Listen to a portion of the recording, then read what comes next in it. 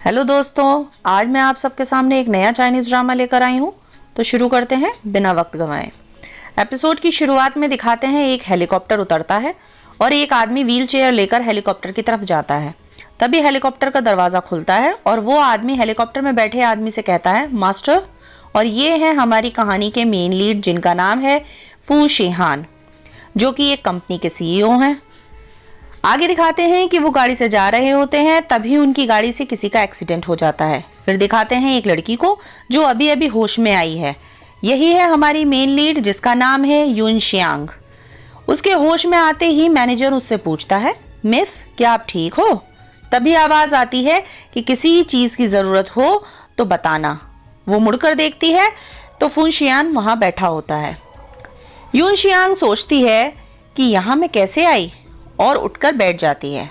तब मैनेजर पूछता है कि आप ठीक तो है ना? आप जब सड़क क्रॉस कर रही थी तो हमारी गाड़ी से टकरा गई, आपको याद तो है ना? फुन शियांग कहता है, अगर कुछ चाहिए तो बता सकती हो। शियांग कहती है कि नहीं, कुछ नहीं चाहिए, और उठकर जाने लगती है।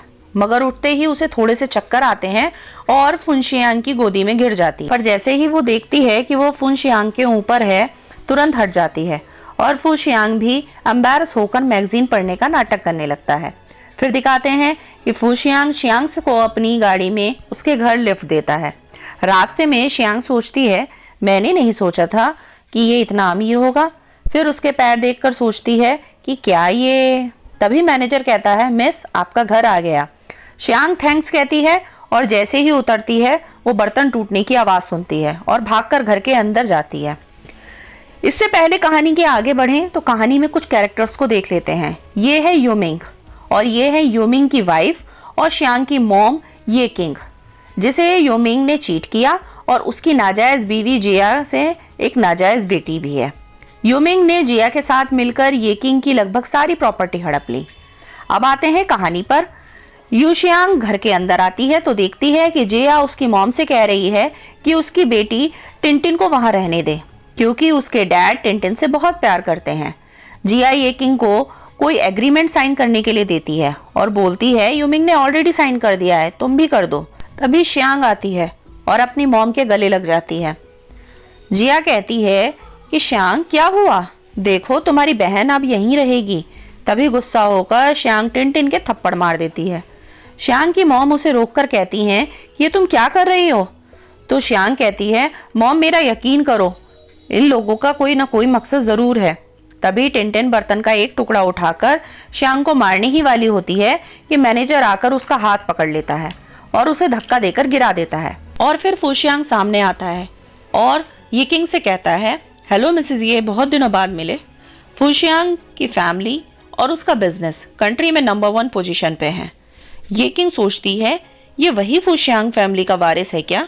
मगर ये यहाँ क्यों आया है? तब फू शियांग कहता है कि मिस्टर यू नहीं देख रहे। इस पर ये किंग बोलती है कि सॉरी, आपको ये सब देखना पड़ा। फू शियांग कहता है, कोई नहीं, मैं तो मिस यू को छोड़ने आया था। और मिस यू, ये आपका बैग है, इसे रखो। यू की मॉम यू से कहती हैं कि तुम दोनों एक दूसरे को जानते हो क्या? तभी जिया बीच में उठकर कहती है, रुको, हमें बीच में मत रोको, हम कुछ जरूरी बात कर रहे थे। तभी मैनेजर कहता है कि जब मास्टर बात कर रहे हो तो तुम्हारी हिम्मत कैसे हुई बीच में रोकने की? जिया कहती है कि बीच में पहले मैं आई थी या तुम? तब मैनेजर कहता है, तुम कुछ ज्यादा बदतमीज नहीं हो? अब चुपचाप घर से निकल जाओ, वरना बाद में मत कहना कि बताया नहीं। तब जिया कहती है, ओ मैं अब समझी, हमें परेशान करने के लिए तुम सब इकट्ठे हुए हो। और जमीन पर बैठ जाती है और बर्तन का एक टुकड़ा लेकर अपनी गर्दन पर रख लेती है और बोलती है कि मेरी बेटी को यहाँ रखोगी या नहीं, वरना मैं अपनी गर्दन काट लूंगी, और जब खून सारे घर में फैलेगा तब देखूंगी कि कैसे साफ करोगी। इस पर यू कहती है कि कोई बात नहीं, तुम गर्दन काट लो, मेरे पास पोछा है। यह सुनकर फू शियांग की हंसी छूट जाती है और सोचता है, वाह, शियांग तो कुछ ज्यादा ही इंटरेस्टिंग है। फिर मैनेजर से कहता है कि तुमने रिकॉर्ड किया? मैनेजर कहता है, हाँ सब रिकॉर्ड कर लिया। और फिर जिया गुस्सा होकर मैं फिर आऊंगी ये कहकर चली जाती है। उसके बाद फूशी और उसका मैनेजर भी चले जाते हैं। आगे दिखाते हैं कि यूशियांग अंदर से बाहर भागते हुए आती है और कहती है, 1 मिनट रुकिए, और आकर थैंक्स बोलती है। तब फूशियांग यूशियांग से कहता है कि तुम कितने साल की हो। ये सुनकर मैनेजर हैरानी से सोचता है कि आज तक तो मास्टर ने कभी भी किसी लड़की में कोई दिलचस्पी नहीं दिखाई। उनके 31 साल में ये पहली बार है कि उन्होंने किसी लड़की से उसकी उम्र पूछी है। क्या वो सच में उसमें इंटरेस्टेड है? फिर यू, जो कि यू ग्रुप की बेटी है, कहती है 23 साल। तब वो कहती है मैं आपको आज के लिए थैंक्स कहना चाहती हूँ। तो फूशियांग पूछता है तो थैंक्स कैसे कहोगी? तब यूशियांग कहती है आपने मुझे गाड़ी से हिट किया तो अब हम बराबर हो गए ना। तब फूशियांग कहता है लगता तुम भूल गई, मेरी गाड़ी से तुम टकराई थी, ना कि मेरी गाड़ी तुमसे।